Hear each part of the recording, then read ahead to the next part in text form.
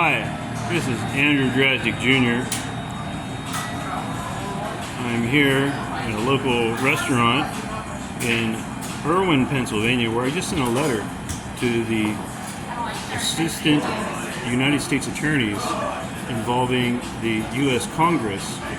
Did some work at the local public library that involves civil rights and the Civil Rights Act of 1964, where it is the concern of the United States Congress for their use of the investigative process of the National Institute of Standards and Technology.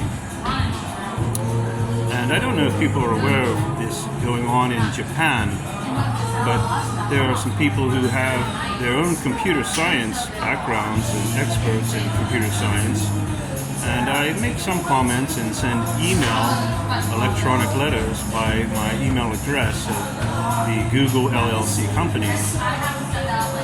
So, for how this involves the First Amendment of the United States Federal Constitution and the rights of the Civil Rights Act of 1964, that it is intended to be an investigative process of the United States Congress obeying the rules of procedure and evidence for the United States Attorney's Office in recognition of Title 18 and the Department of Justice, that the ethics of the government of the United States will be obeyed to uphold the law for how evidence and their testimony will be granted and be given the rights with the U.S. Congress, as seen in the news agency mass media.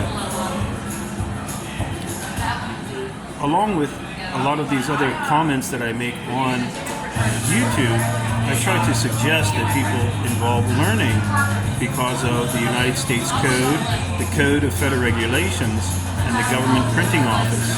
That the Government Printing Office is involved by the books and materials of the United States that are purchased by one nonprofit, not exclusively, but well known as the Cornell Law School and Legal Information Institute, that they are involved by making notes and adding to the right of civic education for the American public and the American people that have their rights in the tax principle.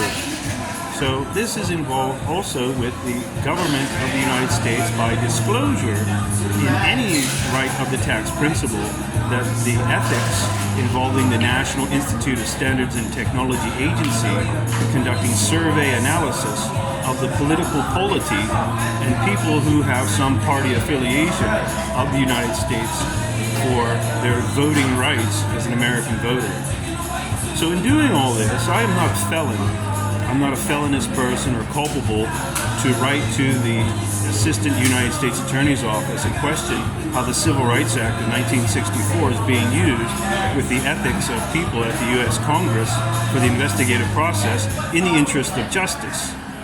I'm not a felon. I'm sitting in a bar and restaurant while people are being interrogated at the will of the U.S. Congress because of industrial relations and to maybe perceive some further involvement of what I would call extortion of the United States Attorney's Office, and what the record keeping would mean for bribery and money laundering of the political parties of the United States.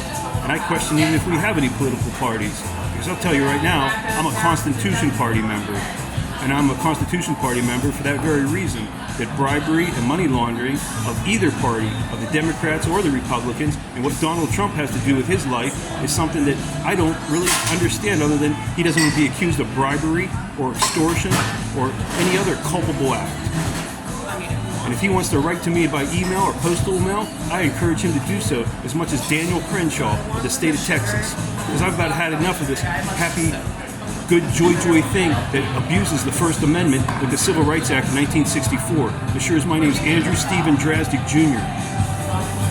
And I don't know how you're going to research it with the history of the IRS and the government disclosure for the General Counsel of the United States Navy and the Secretary of Intelligence that gives the President of the United States as Executive-in-Chief to be the Commander of the Armed Forces.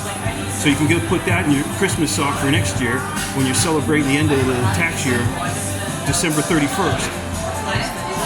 have a happy New Year.